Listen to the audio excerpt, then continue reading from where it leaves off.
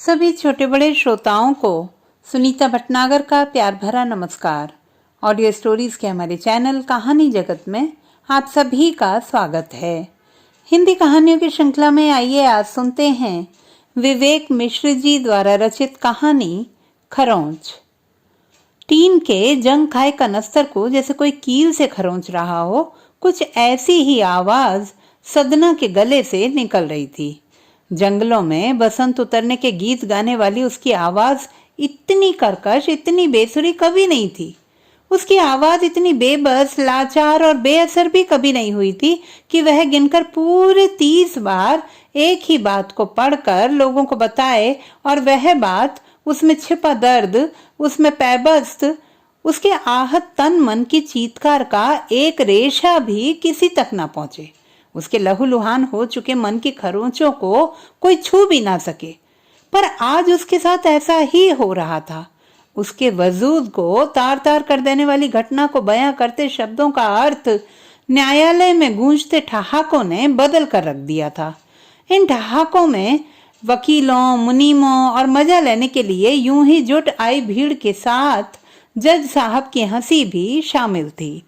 तभी उन ठहाकों के शोर में एक खामोशी की लकीर धीरे से तैरने लगी। सदना के गले से निकलती आवाज थम गई। साथ ही उसकी फड़फड़ाहट, उसका कंपन हवा में बिला गया। न्याय के लिए गिड़गिड़ाती सदना का चेहरा सख्त हो गया। अब उसकी आंखें किसी अंतिम निर्णय पर पहुंच चुकी थी। अपने आसपास छाए कुहासे को काटती तेज धारदार आंखें थीं। कोर्ट रूम में खीसे निपोरते चेहरे एक पल के लिए सपाट हो गए थे। न्यायाधीश जोर से, लगभग गरजते हुए बोले थे, एफआईआर फिर से पढ़ी जाए। अदालत पूरे वाक्य को फिर से सुनना चाहती है। सब टकटकी लगाए सदना की ओर देख रहे थे। सदना ने अपने हाथ के पसीने से भीग चुके कागजों को एक बार फिर से सीधा किया और उसमें लिखे शब्दों को बड़े ध्यान से देखा। उसने अपने हाथों में जिन कागजों को ले रखा था वह उस फरियाद की नकल थे जो उसने कोर्ट में प्रस्तुत होने से 3 महीने पहले अपने ऊपर हुए अत्याचार के खिलाफ आवाज उठाने के लिए, न्याय मांगने के लिए, आरोपियों को सजा दिलाने के लिए की थी। वे कागज सदना के साथ किए गए सामूहिक बलात्कार की एफआईआर की कॉपी थे जो सदना ने अपने साथ हुई उस घटना के 3 दिन बाद बमोई थाने में लिखवाई थी। जिस सदना से भरी अदालत में बार बार एफआईआर पढ़वाई जा रही थी, यह वही सदना थी जो कभी पूरे राज्य के आदिवासी अंचल की शान हुआ करती थी। यह वही सदना थी जिसने लंबी कूद और 400 मीटर की दौड़ में राज्य स्तर की प्रतियोगिताओं में स्वर्ण पदक जीते थे, जिसे राज्य सरकार ने स्पोर्ट्स कोटे में राज्य के पुलिस बल में सीधे सब इंस्पेक्टर के पद पर शामिल किया था। यह वही जांबाज सदना थी जिसने कई नक्सल प्रभावित क्षेत्रों में पुलिस और नक्सलियों के बीच हुई मुठभेड़ों में अपनी जान जोखिम में डालकर अपने विभाग के, अपने राज्य के, उसके नागरिकों के लिए खतरनाक लड़ाइयां भी लड़ी थी। एक समय उसने गर्व से सबकी छाती चौड़ी कर दी थी। यह वही सदना थी जो बचपन से अपने गांव के पास से बहती नदी में अपनी छोटी सी नाव उतार कर नदी के आखिरी पड़ाव, नदी को समंदर होता हुआ देखने वाले किनारों तक जाने के सपने देखा करती थी।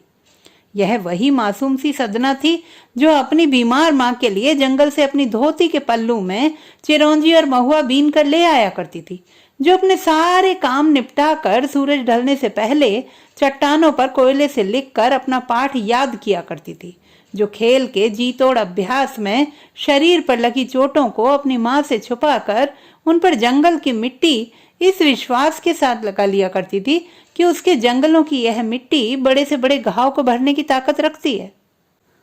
पर इस बार यह मिट्टी उसका कोई घाव नहीं भर पा रही थी। उसके लिए जंगल, वहां का हवा पानी, लोग सब अचानक ही बेगाने हो गए थे। वह निपट अकेली कानून के जंगल में खड़ी न्याय की भीख मांग रही थी, पर उसकी आवाज काले सियारों की हुआ हुआ के बीच दबकर रह गई थी। वहां उपस्थित हर आदमी उसकी लाचारगी पर हंस रहा था। वे सब समूह में उसके दर्द का उपहास कर रहे थे, उसके साथ हुए शर्मनाक हादसे का उत्सव मना रहे थे। वे उसके मुंह से उसके साथ हुए बलात्कार का आंखों देखा हाल सुनकर मस्त हो रहे थे। उन सब के भीतर एक शिकारी कसमस आ रहा था। वे अपनी जांघों के बीच खुजला रहे थे, पर सदना के अचानक चुप हो जाने से उनके मजे में बाधा पड़ गई थी। सदना ने उन कागजों को कसकर पकड़ लिया था। उसकी सांस गहरी और तेज चल रही थी। उसके भीतर धधकता हुआ कोई ज्वालामुखी अचानक ही फट पड़ा था। उसके मुंह से गाढ़े काले रंग का धुआं उठ रहा था। उसकी आंखों से बहता लावा उसकी ओर उठती नजरों को झुलसा रहा था। सभी कुछ ऐसा हुआ जिसे वहां उपस्थित लोगों ने पहले कभी नहीं देखा था। लोग सत्ते में थे। सदना ने एफआईआर की कॉपी को फाड़कर उसके अनगिनत टुकड़े कर दिए। ऐसा करते हुए उसकी छाती और गले को खरोंच कर निकली आवाज ने लोगों के कान फाड़ दिए थे। इससे पहले कि कोई कुछ समझ पाता, एफआईआर की छोटी छोटी चिंदियां हवा में उड़ रही थी। उन पर लिखे शब्द बेतरतीब जज की टेबल पर बिखर गए थे। वह अब भी उन्हें अपने मोटे चश्मे से पढ़ने की कोशिश कर रहे थे। नाखून, वक्ष, जांघें, योनि, वीर्य, चीख, दर्द, बेहोशी और तमाम आधे अधूरे शब्द कमरे की छत से लटके पंखे की हवा में टेबल से यहां वहां उड़ रहे थे। सदना जज के सामने कमरे के बीचों बीच खड़ी अपने शरीर से एक एक कपड़ा नोचकर हवा में उछाल रही थी। लोग सन्न थे। वह कुछ प्रतिक्रिया दे पाते उससे पहले सदना कमरे के फर्श पर लेट गई थी। वह जो बताना चाहती थी और 30 बार एफआईआर पढ़कर भी नहीं बता सकी थी, अब उसे करके दिखा रही थी। लोग भौचक थे। सदना बोल रही थी, ऐसे गिरा दिया था जमीन पर मुझे, ऐसे ठूस दिया था कपड़ा मेरे मुंह में, और ऐसे पकड़कर मेरी। तभी 2 पुलिस वालों ने आगे बढ़कर उस पर एक काला कंबल डाल दिया था। वे उसे पकड़कर बाहर की ओर घसीट रहे थे। तमाशबीन अपनी जगह पर खड़े हो गए थे। न्यायाधीश न्याय का डंका जोर जोर से टेबल पर पटक रहे थे। सदना की काले कंबल में से आती हुई घुटी हुई सी आवाज दूर होती जा रही थी।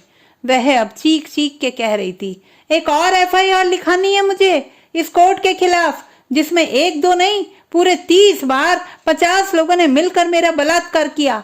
मुझे इन सब के खिलाफ एक एफआईआर लिखानी है। कमरे के बाहर एक लंबे कॉरिडोर में घिसटती हुई, लगातार दूर होती हुई आवाज को जज की टेबल से उठती भारी भरकम आवाज ने दबा दिया था। जज साहब फैसला सुना रहे थे। बलात्कार के आरोपियों सहित तमाम लोग खुशी से तालियां बजा रहे थे।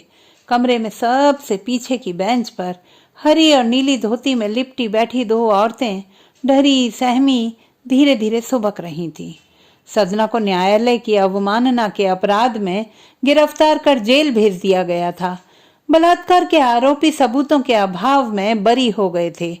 सदना रोज जेल की कोठरी की दीवारों पर अपने नाखूनों से खरोंच खरोंच कर एक नई एफआईआर लिखने की कोशिश करती थी। वह ड्यूटी पर तैनात महिला कांस्टेबल से दिन में कई बार कहती, दीदी देख, इस बार सही लिखी है ना, सजा होगी ना उन सबको।